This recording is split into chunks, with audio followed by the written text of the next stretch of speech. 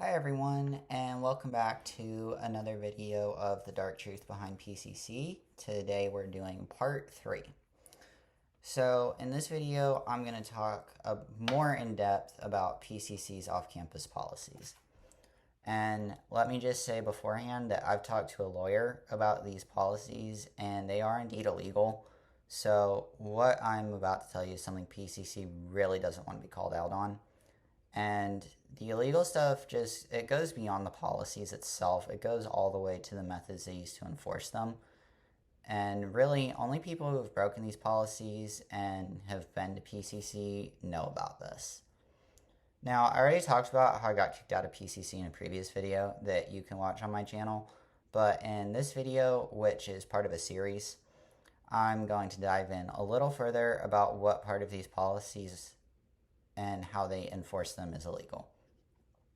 So PCC's off-campus policy is that a defined male and female may not go off-campus unless in a group of 3. While in this group of 3, you must make a pass stating where you are going, when you are leaving, when you will be back, who you are going with, what car you will be taking. However, in the 3+ pass, you weren't allowed to ride in a vehicle with the opposite gender without a chaperone. More on that later.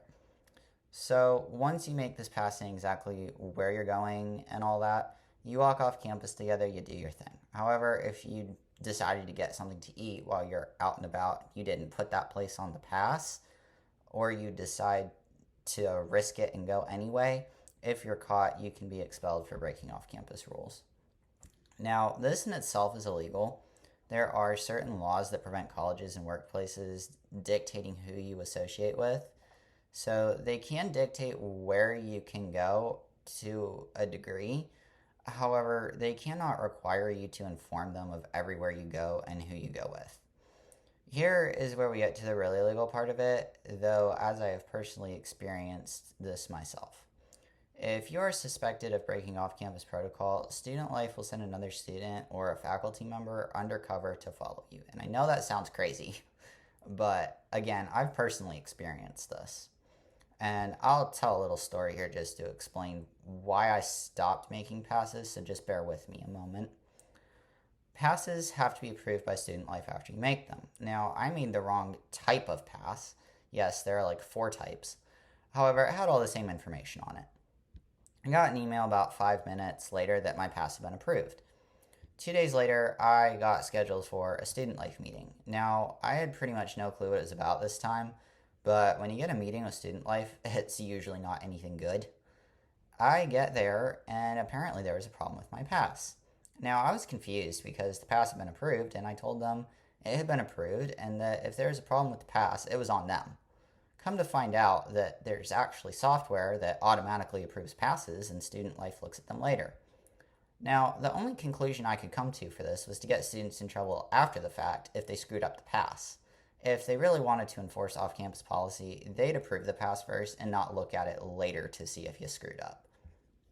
Now, type of pass I made actually had all the same information on it, and there was nothing that I left out, and they wanted to expel me for that.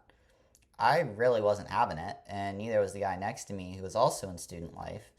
He said that was ridiculous, and that if the pass got approved by Student Life and I went out based on that approval, then it wasn't on me anymore. And since I was a freshman, they let it go that one time. But after that, I was done making passes because that was just a way they could track me and there was no real purpose behind it. It didn't help me make sure I followed policies or anything like that. So I figured I was less likely to get in trouble with Student Life if they didn't even know I left campus. So now that you have that little backstory, you'll understand why I was followed to begin with. I was already flagged. So next time I went off campus, the security guard contacted Student Life, which then sent one of their undercover agents. And again, I know this sounds nuts, but I do promise you it's true. So here is where we get to the illegal part, which is that you are followed off campus wherever you go if you are flagged. Now, technically this falls under stalking, and I think that PCC actually had a class action lawsuit filed against them for this, but somehow they won. And that makes me want to touch here on PCC lawsuits for a second.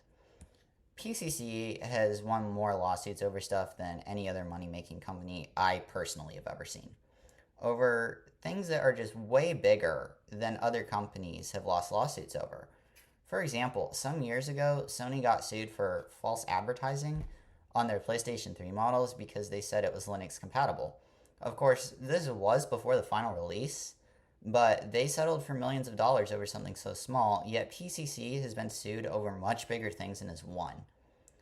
I can't find one lawsuit that PCC has lost over something that PCC really should have lost over. Now, that just makes me a little bit suspicious. How could this place win so many lawsuits that they obviously should have lost? Some people say it's because it's a Christian college that does not receive federal funding. However, Bob Jones University, which is also a private college and does not receive federal funding, was sued over their rule of banning interracial relationships and lost that lawsuit. So it's not because they're exempt from the things they got sued over. Maybe it's just me, but I really think something fishy is going on there. But back to my original topic, you might be wondering why no one has come out and said anything before. There are two reasons that I can think of. One, a student life rep actually specifically told me not to speak publicly of this incident of me getting kicked out or there would be repercussions. PCC seems to like to use scare tactics quite a bit, and I guess they work pretty well because it worked on me. I mean, it's been almost 7 months and I haven't said anything till now. The other reason I can think of is that they don't know. I actually hadn't noticed we were being followed, so we were almost back on campus, so they're pretty good at staying out of sight. So I kind of wonder how many students really know how they got caught. What I was told was that a staff member just happened to be 20 miles away from campus where we were and saw us. I don't believe that for a second. So personally, I think that I can hurt PCC more than they can really hurt me at this point.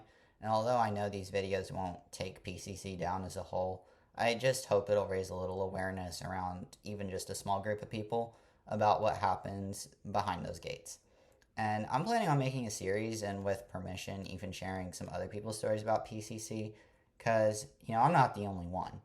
This happens to other students as well. It's not specific to me. I'm not paranoid as in like, oh, everything happens to me. This is a thing that is ongoing. And if you look at Reddit and stuff like that, you'll actually find a lot of stories on there about people that have gone through almost the exact same thing I have. So this series is just to raise a little awareness about prospective students, and I just really hope that they don't have to go through what some of us had to go through. But yeah, I just feel like I have a responsibility to make sure that PCC doesn't scam other people the way they've scammed me. So stay tuned for part 4, because part 4 is coming out soon, and I hope that this video has enlightened you just a little bit about the things that happen here at PCC.